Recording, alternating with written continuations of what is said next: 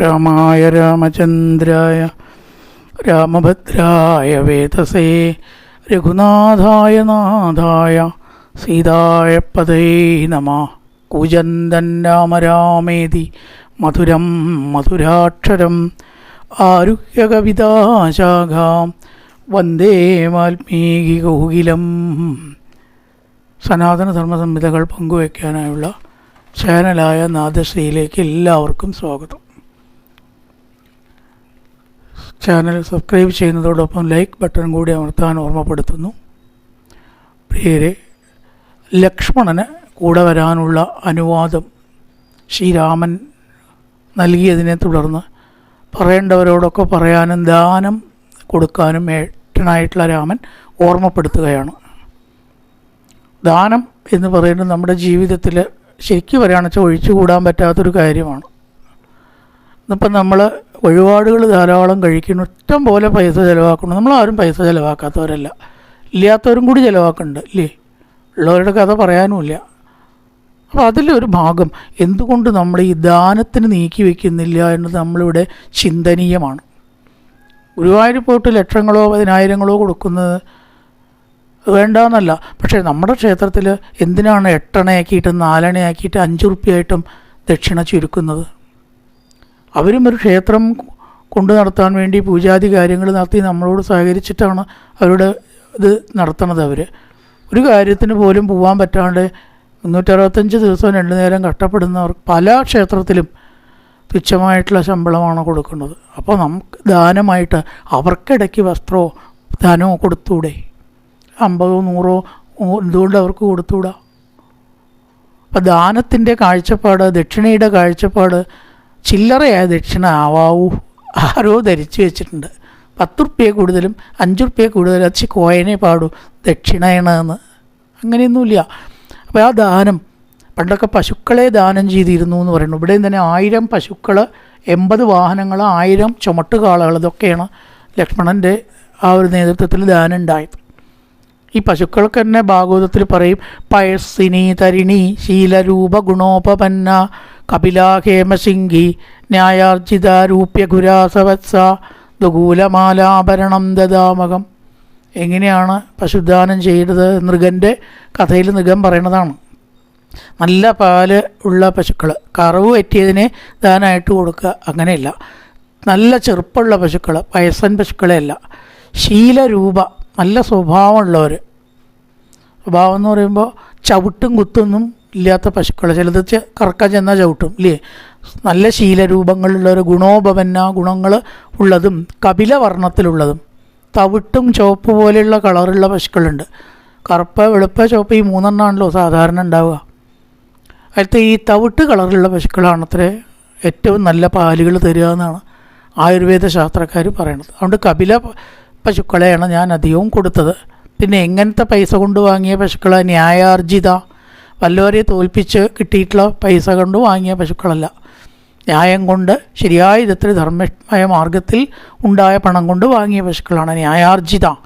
രൂപ്യഖുര, കുളമ്പൊക്കെ സ്വർണം കൊണ്ട് കെട്ടി, കൊമ്പൊക്കെ സ്വർണം കൊണ്ട് കെട്ടി, കുളമ്പ് വെള്ളി കൊണ്ട് കെട്ടിച്ച് മാലയോട് കൂടിയിട്ട് ദാനം ചെയ്തത്. അങ്ങനത്തെ പശുദാനമൊക്കെ കാണുന്ന വെച്ചാൽ നമ്മളിപ്പോൾ ഇവിടെ നിന്ന് നിന്നിട്ടൊരു കാര്യമില്ല. പക്ഷേ ആ ധന്വന്തരി ക്ഷേത്രത്തിലൊന്ന് പോയാൽ കാണാം. കോയമ്പത്തൂർ രാമായണം വായനയ്ക്ക് ഒരിക്കലും പോയപ്പോൾ മിക്കവാറും ദിവസം ഒരു പശുവിനെ ഒരാളെങ്കിലും കൊടുക്കും. അതിനായിട്ടൊരാളവിടെ ഉണ്ടെന്ന് മന്ത്രമൊക്കെ ചൊല്ലി ഈ ദാനം അവിടെ നടപ്പാക്കാൻ ഒരാളെ വെച്ചിരിക്കുകയാണ്. ആരെങ്കിലും അത് നോക്കണമല്ലോ. ആ മന്ത്രം നിയമപ്രകാരം ചെല്ലണം. മഹാലക്ഷ്മി ആയിട്ടാണ് പശുവിന്. ധനലക്ഷ്മി എന്ന് പറഞ്ഞാൽ 2 അർത്ഥമുണ്ട്. ഇതൊരു ഗോലക്ഷ്മി എന്നുള്ള നിലയ്ക്ക് ഗോവിനെ ലക്ഷ്മിയായിട്ട് കണ്ട് ആയിട്ടാണ് മന്ത്രം ചൊല്ലി ദാനം ചെയ്യുന്നത്. അപ്പോൾ എത്ര വിശിഷ്ടമായിട്ടാണ് പശുക്കളെ കൊടുക്കുന്നത്.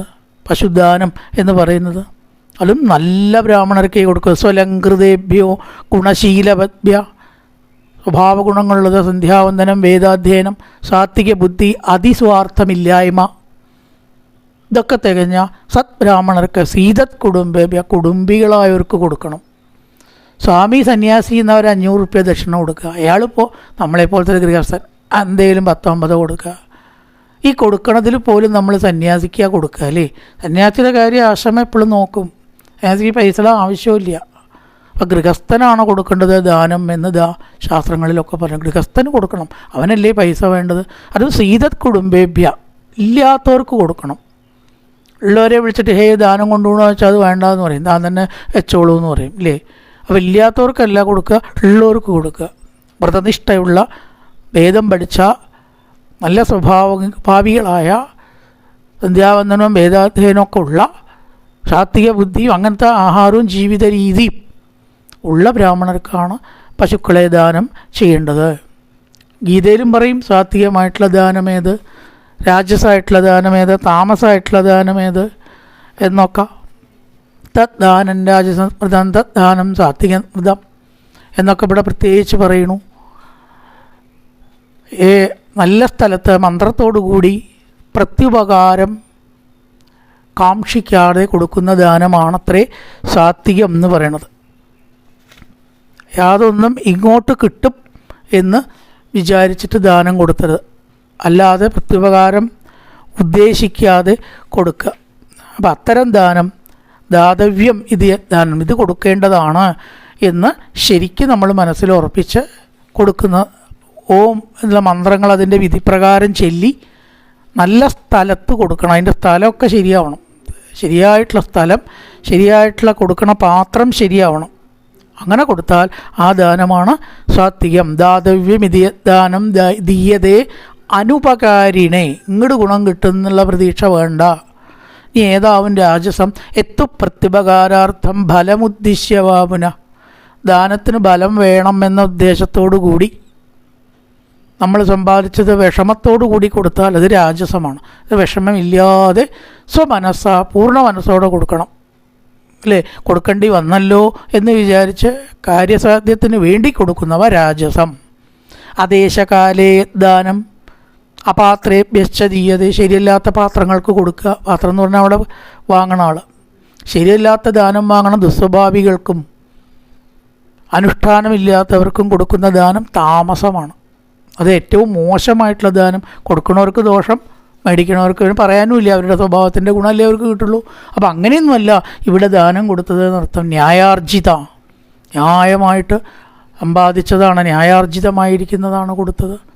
അതിനവിടെ ത്രിജടൻ എന്ന് പറഞ്ഞിട്ടുള്ള ബ്രാഹ്മണൻ നല്ല വേദാധ്യയനവും നല്ല തപശക്തിയുള്ളതാണ്, പക്ഷേ നല്ല ദരിദ്രനാണ് ഈ ത്രിജടൻ, വളരെ ദരിദ്രനാണ്. കുട്ടികളൊക്കെ ധാരാളം ഉണ്ട്. ഇനി കുടുംബിയാണത്, സീതത് കുടുംബേഭ്യ, കുടുംബികൾക്ക് കൊടുക്കണമെന്ന് പറഞ്ഞല്ലോ. കുടുംബിയാണ് ത്രിജടൻ, മഹർഷിയല്ല, അവിവാഹിതനല്ല. അപ്പം അദ്ദേഹം ഇത് കേട്ടപ്പോൾ അവിടെ വന്നു. അതിനൊരു പോരായ്മയൊന്നുമില്ല പണ്ടെന്നാണ്, കൊടുക്കണ രാജകൊട്ടാരത്തിലേക്ക് ആർക്കും പോയിട്ട് വാങ്ങാം. അപ്പം ത്രിജടൻ്റെ കയ്യിൽ രാമൻ ഒരു ദണ്ട് കൊടുത്തു. ഈ ദണ്ട് അങ്ങ് ദൂരത്തേക്ക് എറിഞ്ഞോളൂ, ആ ദണ്ട് എവിടെ പോയി വീണു അതുവരെയുള്ള ഭൂമി മുഴുവൻ അങ്ങേക്ക് തരാം. നമ്മൾ ശരിക്കും ഒരു വടി എറിഞ്ഞപ്പോൾ എത്ര ഏറി വന്നാൽ 1 സെൻറ്റും കൂടി പോവോ? അത് നമ്മൾ എറിഞ്ഞാൽ അല്ലേ. ഇദ്ദേഹം തപശക്തി കൊണ്ട് ഒട്ടേറെ ഏക്കർ അപ്പുറത്തേക്ക് അതാണ്ട് എത്തി. അത് കാണിക്കാനും കൂടിയാണ് രാമൻ ത്രിജടനോട് ഈ ദണ്ട് എറിയാൻ പറഞ്ഞത്. എത്രയോ യോജന ദൂരത്ത് സരയൂ നദിയും കടന്ന് ഈ പുഴയുടെ അപ്പുറത്തേക്ക് എത്തുമോ? നമ്മളൊരു വടി എറിഞ്ഞാൽ പുഴയിൽ വീഴും അല്ലേ. അതൊക്കെ കടന്നാണ് പോയിത്ര ആ ദണ്ട്. അത് വീണ സ്ഥലം നോക്കി നിശ്ചയിച്ച അതുവരെയുള്ള ഭൂമി ഏക്കർ കണക്കിനുണ്ടെന്നാണ്, അതൊക്കെ അങ്ങേക്കുള്ളതാണെന്ന് പറഞ്ഞു രാമൻ. അത്രയും ത്രിജടന് ദാനം ചെയ്തു. അത് ഈ മഹർഷിയോട് പറയുകയും ചെയ്തു, അങ്ങയുടെ കരുത്ത് അറിയാൻ വേണ്ടിയിട്ടാണ് ഞാൻ ഈ സൂത്രം പ്രയോഗിച്ചത്. ഇതം ഹി തേജസ്തവ തുരത്യയം തദേവ ജിജ്ഞാതിതുമിച്ഛത മയ. അങ്ങയുടെ ആ കഴിവ് അറിയാൻ വേണ്ടി ഇച്ഛിച്ചിട്ടാണ് ബ്രാഹ്മണ ഞാൻ ഇത് ചെയ്തത്. എനിക്ക് ഈ ധനധാന്യാദികളിലോ സ്വർണത്തിലോ ധനത്തിലോ ആഗ്രഹമില്ല, കീർത്തിയാണ് ഞാൻ ആഗ്രഹിക്കുന്നത്. അതുകൊണ്ട് ന്യായമായി ആർജിക്കപ്പെട്ടതായിട്ടുള്ളത് ദാനം ചെയ്ത് കീർത്തി നേടാൻ ഞാൻ ആഗ്രഹിക്കുന്നു. ബ്രവീമി സത്യേന ന തേസ്തി യന്ത്രണ ധനം കിയത്യൻ മമ വിപ്രകാരണാൽ ഭവസ്തുതമ്മേ പ്രതിപാദനേന തന്മയാർജിതം ചെയ്വ യശസ്കരം ഭവേൻ. ഞാൻ സമ്പാദിച്ചതായിട്ടുള്ള ഈ ധനമെല്ലാം എനിക്ക് കീർത്തിക്കായിക്കൊണ്ട് ഭവിക്കട്ടെ. അങ്ങനെ അനവധി പശുക്കൂട്ടങ്ങൾ ഇതൊക്കെയും തന്നെ ന്യായാർജിത ആയിട്ടുള്ളതായ രീതിയിൽ എല്ലാവർക്കും വേണ്ടി ധാരാളം ദാനം ചെയ്തു. ദാനം കൊണ്ട് പ്രീതരാവാത്ത ഒരാളും അവിടെ ഉണ്ടായില്ല. തൃപ്തിയോട് കൂടിയിട്ട് എല്ലാവരും ആ ദാനത്തെ സ്വീകരിച്ച് മംഗളാശിസ്സുകൾ രാമലക്ഷ്മണന്മാർക്കും സീതയ്ക്കും ഏകി. നിങ്ങളെല്ലാം നന്നായി വരട്ടെ, എല്ലാ തരത്തിലും ഒരു വിഷമവും കാട്ടിൽ നിങ്ങൾക്ക് ഉണ്ടാവാതിരിക്കട്ടെ. ആ വിജയപ്രദമായിട്ട് വനവാസം പൂർത്തീകരിച്ച് 14 കൊല്ലം കഴിഞ്ഞ് മടങ്ങി വന്ന് രാജസ്ഥാനം അലങ്കരിക്കാനുള്ള യോഗം നിങ്ങൾക്കുണ്ടാവട്ടെ. അങ്ങനെ സംപ്രീതരായിട്ട് രാമലക്ഷ്മണന്മാരെ അനുഗ്രഹിച്ചു. ഇപ്പോൾ സീതയെ കണ്ടു, ലക്ഷ്മണനെ കണ്ടു, ഇനി ഒരു രംഗം കൂടിയുണ്ട്. അച്ഛനെ കണ്ട് യാത്ര പറയണ്ടേ. 3 പേരും കൂടി ആ ദശരഥൻ്റെ രാജകീയമായിട്ടുള്ള ഒരു ഗൃഹമാണ് ദശരഥൻ്റെ. അവിടേക്കാണ് പോവുകയാണ്. ദത്വാതക വൈദേഹ്യ ബ്രാഹ്മണേഭ്യോധനം ബഹുജഗ്മതുപ്പിതരം ദ്രഷ്ടും സീതയാതക രാഘവൗ എന്ന് പറഞ്ഞാൽ ദ്വിവചനാണ്. രാമനും ലക്ഷ്മണനും ഒറ്റ വാക്കുകൊണ്ട് രണ്ടാളെയും കഴിച്ചു. അങ്ങനെയൊക്കെ ചില പ്രയോഗമുണ്ട് നമുക്ക്. അത് രാഘവൗ എന്ന് പറഞ്ഞാൽ ആരൊക്കെയായി? രാമനുമായി ലക്ഷ്മണനുമായി. പിന്നെ അതിലുണ്ട് സീത. പിതരം ദ്രഷ്ടും, അച്ഛനെ കാണാനായിക്കൊണ്ട് ആ ദശരഥ ഗൃഹത്തിലേക്ക് പോവുകയാണ്. പോണ സമയത്തോ അവരുടെ ആയുധങ്ങൾ ഇങ്ങനെ തിളങ്ങി എന്ന് പറയുകയാണ്. തതോ ഗൃഹീതേ ദുഷ്പ്രേക്ഷേ ത്വശോഭേദാം തദായുധേ. ജനക മഹാരാജാവിൻ്റെ അവിടുന്ന് കിട്ടിയ 2 വാളുണ്ട് അല്ലേ, അവനാഴി മുതലായിട്ടത് പരിചയമോ കാര്യങ്ങളൊക്കെ കയ്യിൽ സൂര്യനെ പോലെ വെട്ടിത്തിളങ്ങിക്കൊണ്ടാണ് ഇവർ പോയത്. അപ്പോഴേക്കും അവിടെ ജനക്കൂട്ടം വന്നിട്ട് നിറഞ്ഞിരിക്കണു. 7 മേടകളിലും ഗോപുരങ്ങളുടെ മുകളിലും കയറി ഈ ഒരു നോക്ക്. അവസാനമായിട്ട് രാമലക്ഷ്മണന്മാരെ ഇനി കാണാൻ പറ്റും നിശ്ചയില്ലല്ലോ. തിരക്കി ഇതുവരെ ഉണ്ടാവാത്ത വിധം ജനക്കൂട്ടം അവിടെ ഉണ്ടായിരുന്നു എന്ന് പറയുകയാണ്. കഷ്ടം, ഈ രാമലക്ഷ്മണന്മാരെ കൂടാതെ നമുക്ക് എന്ത് ജീവിതമാണ്. ഓരോരുത്തരും മറ്റേ ആളോട് പറയാൻ തുടങ്ങി, എന്തിനല്ലേ നമ്മൾ ജീവിക്കണം, ഇനി നമ്മുടെ ജീവിതമൊക്കെ നിഷ്ഫലമായി എന്ന് പറയുകയാണ്. കഷ്ടം. ചതുരംഗപ്പടയോട് കൂടിയിട്ടും ആന കുതിര മുതലായിട്ടോട് കൂടിയിട്ടും നടക്കേണ്ട ആളാണ് ആ പോണത്. രാമനെ നോക്കിയിട്ട് അവർ പറയുകയാണ്, മഹത്തായ ചതുരംഗപ്പട ഇല്ലേ, സാമന്ത രാജാക്കന്മാരെ സൈന്യങ്ങൾ ഇവരോടുകൂടിയൊക്കെ ആരവം കൊണ്ട് ആഘോഷത്താൽ ശോഭിതനായി പോകേണ്ട രാമൻ കണ്ടു ഏകനായിട്ട്. നമ്മളിലൊരാൾ പോകുന്നത് പോലെ കാണേണ്ടി വന്നല്ലോ ഈശ്വര. ഇതൊരു കഷ്ടമാണ്. അവർ വല്ലാണ്ട് ദുഃഖിച്ചു. ഇതൊക്കെ കണ്ടിട്ട് ആ ലക്ഷ്മി ഭഗവതിയുടെ ഭാഗമായിട്ടുള്ള സീതയെ നഗ്നനേത്രങ്ങളെ കൊണ്ട് കണ്ടിട്ട് മതിയായില്ല പലർക്കും. സീതയെ ലക്ഷ്മിയെ കാണാൻ പറ്റുമാർക്കെങ്കിലും അപ്പം അത് നഗ്നനേത്രങ്ങളെ കൊണ്ട് കണ്ടതിൽ ആസ്വദിച്ചു കൊണ്ട് വേറെ തരത്തിലല്ല, ദേവിയെ കാണാറായില്ലോ എന്ന ഭയഭക്തി ബഹുമാനത്തോടു കൂടി. അപ്പോഴേക്കും ചെല്ലു പറഞ്ഞു, ഈ കൈകേയിക്ക് ഭ്രാന്തുണ്ടോ? ഈ ദശരഥന് എന്ത് ഭൂതപ്രേതയെ ബാധിച്ചത്? സ്വന്തം പുത്രനെ ഇപ്രകാരം പറയാൻ അഥവാ കൈകേയി പറഞ്ഞാൽ ദശരഥൻ അതിന് നിൽക്കാൻ പാടുമോ? ഭാരം കൊടുത്ത കാര്യമൊന്നും ചിലപ്പോൾ എല്ലാവരും അറിഞ്ഞിട്ട് പറഞ്ഞറിയും, ഇത്രയേ ഉള്ളൂ. അപ്പോൾ പറയാത്തവർ പറഞ്ഞു, ഈ ദശരഥന് ഭൂതപ്രേത ബാധകൾ വല്ലതും സംഭവിച്ചു. ദുഷ്പുത്രന്മാരെ പോലും അച്ഛനമ്മമാർ ത്യജിക്കില്ല, ജന്മം നൽകിയതല്ലേ, സ്വന്തം പെറ്റ വയറല്ലേ എന്നല്ലേ ഒരമ്മ പറയുക. എന്തൊക്കെ ഗുരുത്തക്കേട് കാണിച്ചാലും കുമാതാന ഭവതി, ഒരിക്കലും ഒരു ശരിയില്ലാത്ത അമ്മ ഉണ്ടാവില്ല എന്നാണ്. കുപുത്രാജായേത, ശരിയല്ലാത്ത പുത്രന്മാരുണ്ടായാൽ പോലും അമ്മ തകരാറായിട്ട് ആ കുട്ടിയെ ഉപേക്ഷിക്കില്ല. എന്നിട്ട് ഈ ഷഡ്ഗുണങ്ങൾക്കും വിളതലമായിട്ടുള്ള പുത്രനെ എങ്ങനെ ദശരഥന് ഉപേക്ഷിക്കാൻ കഴിഞ്ഞു? വല്ലാത്ത ഒരു പ്രത്യേകത, വല്ലാത്തൊരു അത്ഭുതം എന്നൊക്കെ അവർ പറയണം. ദുഃഖസത്യം എന്നൊക്കെ അവർ പറയണം. അഹിംസ, ദയ, ശമം, ദമം, ശീലം, ജ്ഞാനം, ഇതിനെയാണ് ഷഡ്ഗുണങ്ങൾ എന്ന് പറയുക. ഈ ഷഡ്ഗുണങ്ങളുടെ വിളനിലമായിരിക്കുന്ന ഈ സത്പുത്രനെ എങ്ങനെയാണ് 14 കൊല്ലത്തേക്ക് കാട്ടിലേക്ക് അയക്കാൻ ദശരഥന് തോന്നിയത്? സഹജീവികളോട് ഓരോരുത്തരും വിളിച്ചുകൊണ്ട് പറയുകയാണ്, ഈ ലോകവും ഈ അയോധ്യയും നമുക്കിനി വേണ്ട. വെള്ളം വറ്റിക്കഴിഞ്ഞാൽ ജലജീവികൾ ചിലരൊക്കെ അവിടുന്ന് രക്ഷപ്പെടും ഇല്ലേ, ചിലരൊക്കെ ചത്തുപോയി എന്നും വരാം. ആ കുളം മൊത്തത്തിൽ അശുഭമാണ്, കട്ട വിണ്ട് ഇങ്ങനെ കിടക്കുക. ഒരു കുളത്തിൻ്റെ ഐശ്വര്യം വെള്ളമാണ്. കുളത്തിൻ്റെ ഐശ്വര്യം എന്ന് പറഞ്ഞാൽ വെള്ളമാണ്. ഓരോന്നിനും ഓരോന്നാവുമല്ലോ ഐശ്വര്യം. അപ്പം അതൊക്കെ നമുക്ക് പോലെ വറ്റിയ കുളം പോലെയാണ് ഈ അയോധ്യ. നമ്മളൊക്കെ അതിലത്തെ ജീവികളാണെങ്കിൽ നീ എന്താ വേണ്ടത്? ഇവിടം വിട്ട് പോകണം. വെള്ളമില്ലെങ്കിൽ ചില ജീവികൾ അവിടെ നിൽക്കില്ല, ഒരു നിമിഷം നിൽക്കില്ല. അതുപോലെ നമുക്ക് ഇവിടുന്ന് പോവുകയാണോ വേണ്ടത് എന്നാണ് എനിക്ക് തോന്നണത്. ഈ ലോകം മുഴുവനും ദുഃഖത്തിലാണ്ടല്ലോ ഈശ്വര. അയോധ്യയെ മുഴുവനും ദുഃഖത്തിൽ മുക്കി എങ്ങനെ ഈ രാമൻ കാട്ടിലേക്ക് പോകുന്നു? മഹാശോഭവാനായിരിക്കുന്ന, തേജസ്വിയായിരിക്കുന്ന, ധർമ്മനിരതനായിരിക്കുന്ന ഈ രാമന് പകരം വയ്ക്കാൻ ആരെയാ ഇനി നമുക്ക് ഈ ലോകത്തിൽ കിട്ടുക? ഒരു കാര്യമായാലോ നമുക്ക് ആ രാമൻ്റെ കൂടെ ഉണ്ട് പോകാലോ, അങ്ങനെ ആവാലോ. രാമനോട് പോകണ്ടെന്ന് പറയില്ല, രാമൻ കേൾക്കില്ല. പക്ഷെ നമുക്കാണ് പോയാൽ എന്താ ഇപ്പം വിരോധം, ആരാ ഇപ്പോൾ വേണ്ട പറയുക? ചിലരുടെ മനസ്സിൽ അങ്ങനെയും ഒരു ചിന്തയുണ്ടായി. അപ്പം ചിലർ പറഞ്ഞു അതന്നെ അതിൻ്റെ ശരി. ഈ രാജ്യവും ഈ വയലും ഈ വീടുകളും ഒക്കെ എന്തിനാ നമുക്കിനി? ഇതിനൊക്കെ മകുടം ചാർത്തണമെങ്കിൽ, ഇതിനൊക്കെ ഭംഗി സൗന്ദര്യം ഉണ്ടാവണമെങ്കിൽ, ആസ്വാദ്യത ഉണ്ടാവണമെങ്കിൽ, അതിൻ്റേതായ തനിമ ഉണ്ടാവണമെങ്കിൽ രാമകുമാരൻ ഇവിടെ വേണം. ആ രാമകുമാരൻ ഇല്ലെങ്കിൽ ഇതൊക്കെ കൈകേയി അനുഭവിക്കട്ടെ, കൈകേയി അനുഭവിക്കട്ടെ. നിർജ്ജനമായിരിക്കുന്ന ശ്രീയില്ലാത്ത വീടുകൾ അടങ്ങിയ അയോധ്യയെ ഭരതൻ ഭരിക്കട്ടെ. ഒരു വീടിൻ്റെ ശ്രീ എന്ന് പറഞ്ഞാൽ എന്താണ്? ആളാണ്. ആൾ താമസമില്ലാത്ത വീട്ടിൽ ചേട്ട കയറി കൂടില്ലേ, മാറാല കെട്ടിയിട്ടും ജീവികൾ വന്നിട്ട് എലി ഓടിയിട്ടും. ഇവിടെ എലി തന്നെ പറയുന്നുണ്ട്, മൂഷകേ പരിതാവദ്ഭി. എലികൾ ഓടുന്ന വീടുകൾ ഉള്ള അയോധ്യ കൈകേയി ഭരിക്കട്ടെ. ആളല്ല ഇതിലുണ്ടാവുക, എലിയെ ഭരിച്ചോട്ടെ എന്നർത്ഥം. അവിടെ ഭരണത്തിന് നമ്മൾ എന്തിനാണ് നിന്ന് കൊടുക്കുന്നത്? ഈ കൈകേയിയുടെയും ഭരതൻ്റെയും ഭരണം കാണാൻ.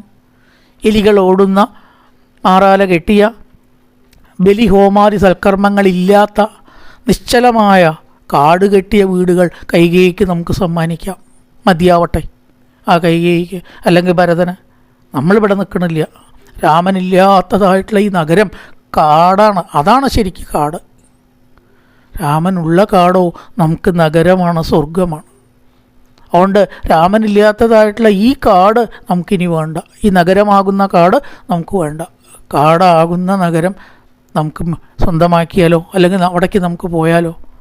രാമനാകുന്ന ശോഭയും സൂര്യനും ഉള്ള കാടാകുന്ന നഗരത്തിൽ രാമൻ്റെ കൂടെ എന്ത് കായികനികൾ കഴിച്ചിട്ട് എവിടെ കിടന്നാലും അതല്ലേ സ്വർഗം. എന്തിനാ ഈ സീതയും ലക്ഷ്മണിയും മാത്രം ആക്കണം? നമുക്കൊക്കെ അനുഗമിക്കുകയല്ലേ നല്ലത് എന്നങ്ങനെ പറയുകയാണ്. അതേപോലെ തന്നെ പാമ്പ്, അതുപോലെ മറ്റു കാര്യങ്ങൾ, വന്യമൃഗങ്ങൾ ഇതെല്ലാം കാട്ടിലുണ്ടാവുമെന്നാണ് നിങ്ങളുടെ ആരുടെയെങ്കിലും ശങ്ക എങ്കിൽ അത് വേണ്ട. നമ്മളെല്ലാവരും പോയ പാമ്പുകൾ മാളം ഉപേക്ഷിച്ച് പോകും. ബഹളം കേട്ടിട്ടേ കുറച്ച് ആൾക്കാരില്ലേ, അയോധ്യയിൽ 1-2 ആളാണോ, ഇവരൊക്കെ കൂടിയാണ് ചെന്നാൽ പാമ്പിൽ നിന്ന് നമുക്ക് പേടിയൊന്നും ഉണ്ടാവില്ല. പാമ്പുകളിൽ നിന്ന് മൃഗങ്ങളോ പർവ്വത സാനുക്കൾ ഉപേക്ഷിച്ചിട്ട് അവർ പൊക്കോളും. ആന, സിംഹം മുതലായിട്ടുള്ളതോ അതും നമ്മളെ പേടിച്ച് പോവും. അപ്പോൾ പിന്നെ എന്തായി? കാട് നഗരമായി. എന്തിനാ പേടിക്കണം? ഇതൊക്കെയല്ലേ കാട്ടിലുണ്ടാവുക മൃഗം. അതൊന്നും ഒന്നിച്ച് നമ്മളാണ് ചെല്ലുമ്പോൾ അവരൊക്കെ പോകും. അതുകൊണ്ട് നമുക്ക് ഈ നഗരം ഉപേക്ഷിച്ച് പോകുന്നത് തന്നെയാണ് നല്ലത് എന്നാണ് തോന്നുന്നത്. അവിടെ സുഖമായിട്ട് നമുക്ക് രാമ സീത ലക്ഷ്മണന്മാരോട് കൂടിയിട്ട് വസിച്ച് നല്ലൊരു അയോധ്യ ആയിട്ടാണ് ആക്കാം. അയോധ്യ മടവിംബിത്തി. ഈ സുമിത്രയെ കാണുന്നുണ്ട് കേട്ടോ, ഒരു രംഗം കൂടിയുണ്ട്. സുമിത്രയാണ് പറഞ്ഞു കൊടുക്കുന്നത് അയോധ്യ മടവിംബിത്തി. ആ കാടിനെ അയോധ്യയായിട്ട് നമുക്ക് മാറ്റുക. അവിടെ രാമനുണ്ടല്ലോ, എന്തില്ലെങ്കിലും രാമൻ ഉണ്ടെങ്കിൽ അത് തന്നെയാണ് അയോധ്യ നമുക്ക്. രാമനില്ലെങ്കിലോ എന്തുണ്ടായിട്ടും നമുക്ക് കാര്യമില്ല എന്ന് പറഞ്ഞ് അച്ഛൻ്റെ ഗൃഹത്തെ ലക്ഷ്യമാക്കിയിട്ട് അങ്ങനെ നടക്കുകയാണ്. അങ്ങനെ ആ വീടിൻ്റെ മുൻഭാഗത്ത് സുമന്ത്രനുണ്ട്. വിനീത വീരപുരുഷം പ്രവിശ്യതു നൃപാലയം തദശാവസ്ഥിതം ദീനം സുമന്ത്രം അവിദൂരത. അധികം ദൂരത്തല്ലാതെ കണ്ട് ദുഃഖിച്ച് ശോഷിച്ച മുഖത്തോടു കൂടിയ സുമന്ത്രനെ കണ്ടു. രാമലക്ഷ്മണ വിരഹത്തിൽ ദുഃഖിതനായിക്കൊണ്ട് സുമന്ത്രൻ കർത്തവ്യതാമൂഢനായിട്ടങ്ങനെ നിൽക്കുകയാണ്. ഭഗവാൻ പറഞ്ഞു, സുമന്ത്ര ഞാൻ വന്നിട്ടുണ്ട് എന്ന് അച്ഛനോടൊന്ന് പറയൂ. പ്രതീക്ഷമാണോ വിജനന്ദതാർത്ഥത മനാർത്ഥരൂപ പ്രകസന്നിവാഥ ജഗാമരാമ പിതരം ദിദിക്ഷു പിതുർനിദേശം വിധവെച്ചികേഷു. അച്ഛനെ കാണാൻ വന്നിട്ടുണ്ട് എന്ന് പിതാവിനോടൊന്ന് ഉണർത്തിക്കൂ. വ്യതിഷ്ഠത പ്രേക്ഷ്യ തഥാ സുമന്ത്രം പിതുർമഹാത്മാ പ്രതികാരണാർത്ഥം പിതുർനിദേശേനതു ധർമ്മവത്സലോ വനപ്രദേ പ്രവേശേ കൃതബുദ്ധി നിശ്ചയ. വനത്തിലേക്ക് പോകാനായിക്കൊണ്ട് ഉറച്ച മനസ്സോടു കൂടിയിട്ട് ആ സുമന്ത്രനോട് അച്ഛനോട് താൻ വന്ന വിവരം ഉണർത്തിക്കാനായിക്കൊണ്ട് പറയുകയാണ്. വേഗം വരാൻ പറയൂ എന്ന് പറഞ്ഞു ദശരഥൻ. അങ്ങനെ ദശരഥനും രാമനും കൂടിയുള്ളതായ ആ കൂടിക്കാഴ്ചയും അവർ തമ്മിലുള്ള സംഭാഷണം, രാമനെ ദശരഥന് യാത്ര അയക്കുന്നതുമാണ് അടുത്ത രംഗങ്ങൾ. പൂർവന്റാമതപോവനാധിഗമനം മത്വാ മൃഗങ്കാഞ്ചനം വൈദേഹീകരണം ജടായുമരണം സുഗ്രീവ സംഭാഷണം ബാലീനിഗ്രഹണന്തമുത്തതരണം ലങ്കാപുരീദാഹനം പശ്ചാത്രാവണ കുംഭകർണനിധനം വേദർച്ച രാമായണം രാമായ രാമചന്ദ്രായ രാമഭദ്രായ വേദസേ രഘുനാഥായ നാഥായ സീതായ പതൈ നമഃ. ഓം പൂർണ്ണമദ പൂർണ്ണമിദം പൂർണ്ണാൽ പൂർണ്ണമുദച്യതേ പൂർണ്ണസ്യ പൂർണ്ണമാദായ പൂർണ്ണമേവാവശിഷ്യതേ. ഓം ശാന്തി ശാന്തി ശാന്തി. ഹരി ഓം ശ്രീ ഗുരുഭ്യോ നമഃ. ഹരി ഓം.